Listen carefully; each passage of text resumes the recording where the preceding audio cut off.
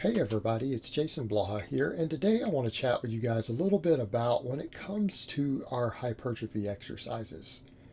And what do we define as a hypertrophy exercise? Any exercise we do primarily for the goal of adding muscle in which we are not concerned with maximum strength or some sort of performance element or a competitive lift in any way.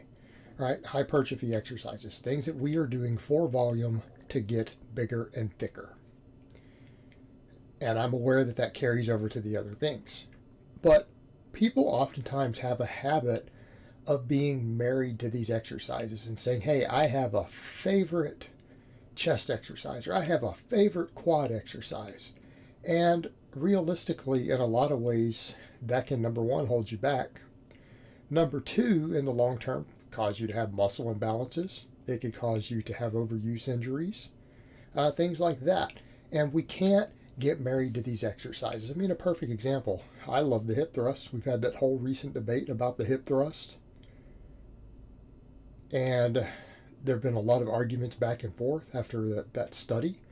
But you know what? The hip thrust is just another exercise. You can't have an emotional attachment to that.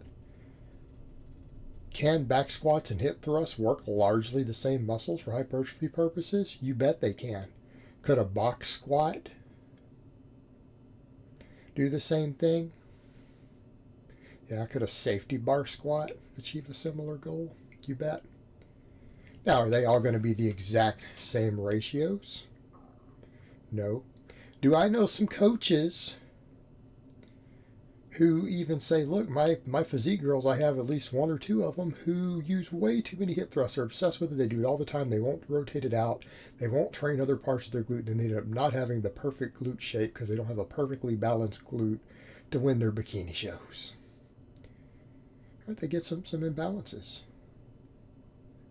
They get some imbalances. We have to be willing to change our supplemental lifts, and that's what we'll call them. Hypertrophy exercises and supplemental lifts are the same thing. Now, I understand if your goals are more bodybuilder oriented, there is no such thing as a supplemental lift. I get that.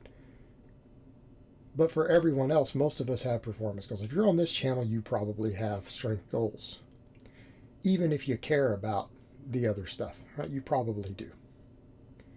So realistically, we're still looking and calling them assistance movements, accessory movements, the stuff we use to get big. All the stuff I'm displaying here, these are all big compound movements, right? You guys see me doing floor presses with my football bar, bench presses with my football bar, incline with the football bar, standing presses with my axle bar.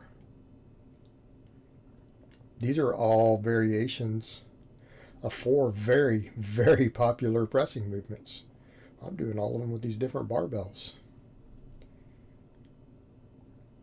These are all exercises that I kind of rotate in and out these days. You can't get married to any one of them. You don't stand there and go, the closed grip bench press with a straight Olympic barbell is just my favorite lift and I'm going to do it forever and ever and ever. Well, maybe. Till you maybe get some overuse from it. Or maybe it's your favorite tricep movement, but it doesn't work the long head enough for you and you end up having an underdeveloped head of the tricep. Or maybe you overuse it so much and don't use anything else, and eventually, because you're not willing to switch to a different bar or switch to something else for a little while, you start getting some shoulder pain maybe. Right? We get overuse injuries. We get overuse injuries. It's why we do need to vary as more advanced lifters. We need to vary our stimulus. And I think what people need to remember is that fatigue is fatigue. When it comes to hypertrophy, if your goal is just to get a set of muscles bigger, it doesn't really matter to a massive extent what exercises you use for that. I'm not saying it doesn't matter. I'm saying that once you start getting into multiple sets and you start approaching your maximum recoverable volume with some of these movements, it probably doesn't matter. Hypertrophy is hypertrophy. Right? Hypertrophy is hypertrophy. But what about people who are chasing maximal muscle size in a lot of these things? You know what? Excessive use of just that one movement without ever rotating it is going to create different ratios in certain things. You might get a different ratio of upper to lower chest. You might get different ratios in the amount of medial tricep versus long head of the tricep. If you're trying to really get as big as possible and maximize these things, you're going to have to change these out from time to time.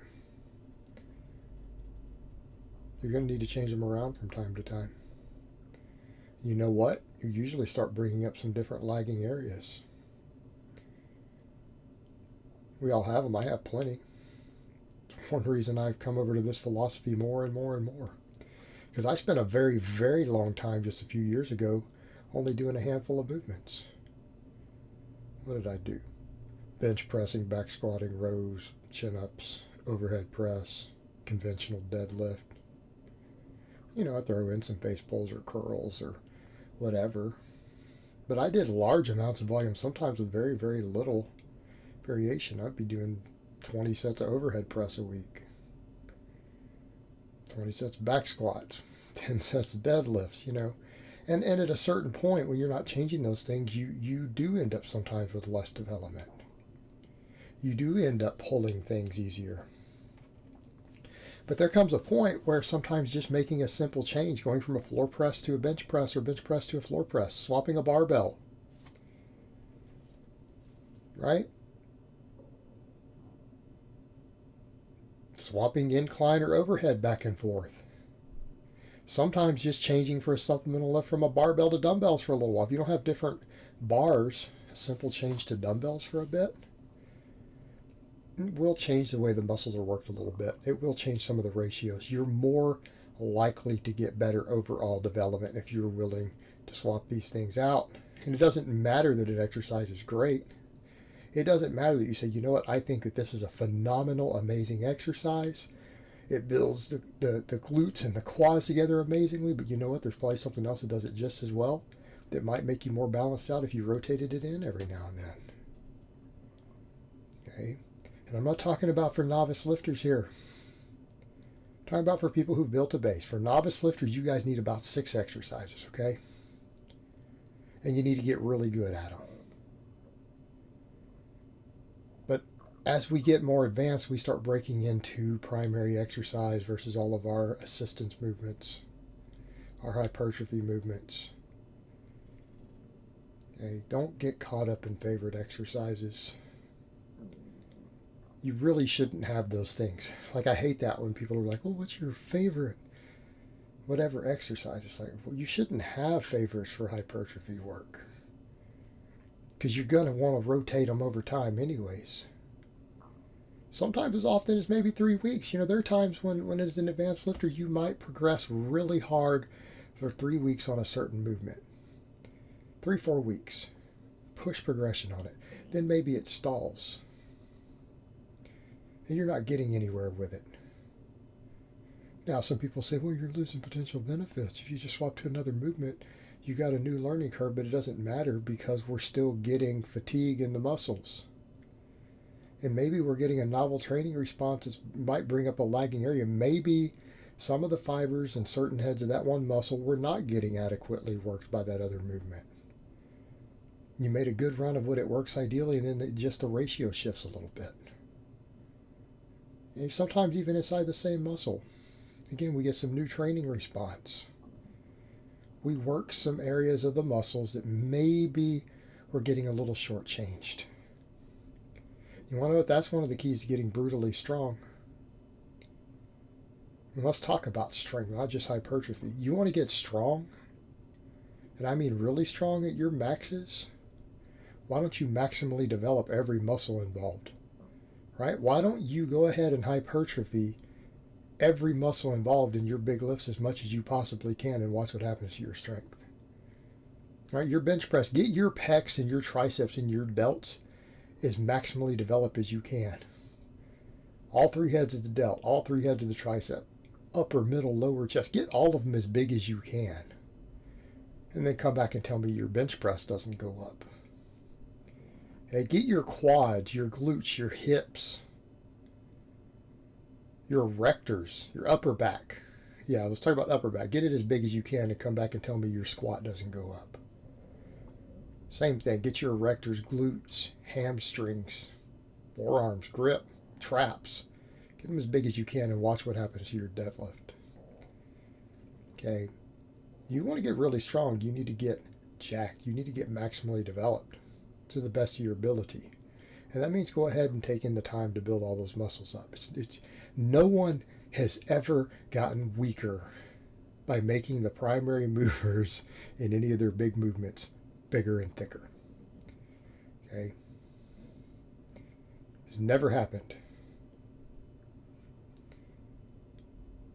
Alright guys, but that's really all I have to say on that today. I hope it's been informative, and I will talk to you guys next time.